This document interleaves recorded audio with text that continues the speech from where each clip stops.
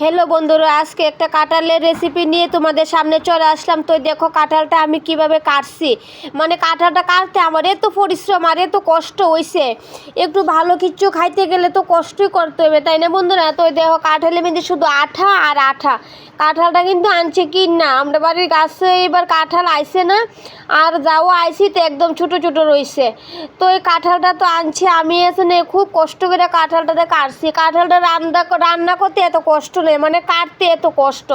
যারা যারা কাঁঠাল কাটে তারা তো অবশ্যই জানে যে কাঁঠাল কাটাটা কত ভেজাল, মানে আঠা লাগে যে সেই কারণে আর কি। আঠায় দাউডা বুইটা জায়গা হাত টাত এমনি আঠা আঠা, যা কিছুতে দড়ি তা কিছুতে আঠা লাগে।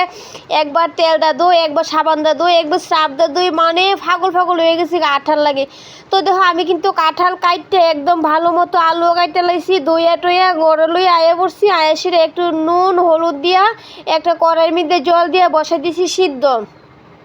তো এই সিদ্ধ হইতে হইতে আমি এদিকে তোমার আদা রসুন পেঁয়াজ যা সমস্ত কিছু আছে, মানে সব আছে না কাটতে পরিষ্কার করে জলের মধ্যে দিতেছি। তারপরে এই আছে না সবটি একসাথে আমি মানে ফাটার মধ্যে বাটুম, কারণ যেহেতু কাঁঠালটা রান্না করুম, কাঁঠালের তরকারি তো খুবই ভালো লাগে, সেই কারণে আছে না একদম মানে ফাটাতে বাইটটা টেটে রান্নাটা করুম।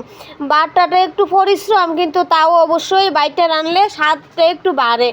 তো আমি দেখো আমার কিন্তু সব মানে বাটা আছে না পুরো কমপ্লিট হয়ে যেতেছে গা, কারণ একদম তাড়াতাড়ি সব কিছু করানোর চেষ্টা করতেছি। বেলাও একটু হয়ে গেছে গা, এই কারণে সবটাই তাড়াতাড়ি করতেছি। তো আমার কিন্তু বাটা হয়ে গেছে গা, আমি কিন্তু মশলাটা উড়াইলেছি মানে একটা প্লেটের মধ্যে। তো এবং গরলই আয়া পড়ছি, তারপরে দেখতেছি কাঁঠালটি সিদ্ধ হয়েছি না, আরও একটু হইব।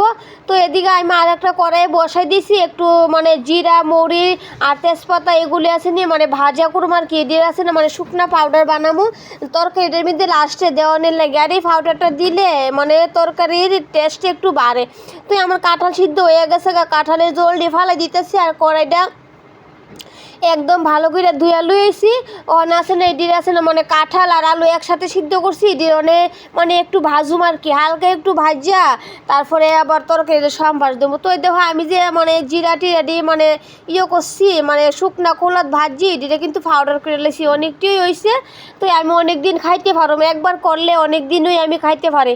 তো এখানে কিন্তু আমার কাঁঠাল আলু ভাজা হয়ে গেছে গা, আমি কিন্তু তরকারিটা সম্ভাস দিয়ে নিতেছি। একটা তেজপাতা আর পেঁয়াজ কুচি দিয়ে লাইলাম, আর পেঁয়াজ কুচিটাও একদম লাল লাল করে ভাজি। ওখানে ওই যে বাইরে থেকে বাটনা করে আনছি মশলাটা, সেই মশলাটা দিয়ে লাইছি, লবণ হলুদ যা লাগবো সবাই এক লগে দিয়ে লাইছি। দেখো কালারটা অনেকটা সুন্দর হয়েছে।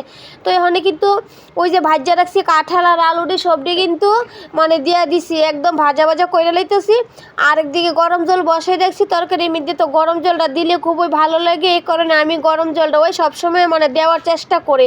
তো আমার কিন্তু তরকারি হয়ে গেছে গা বন্ধুরা। দেখো ওই যে আমি পাউডারটা করছি, পাউডারটা দিয়ে তরকারিটা কিন্তু নামাই লাইলাম।